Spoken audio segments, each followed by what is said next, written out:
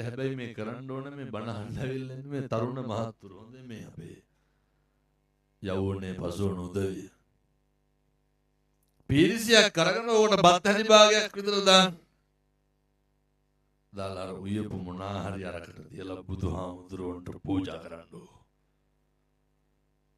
ඔක මහදයද? ඔකට වරුවක් යනවද? තියලා වඳින්න විනාඩි 2ක් යයි.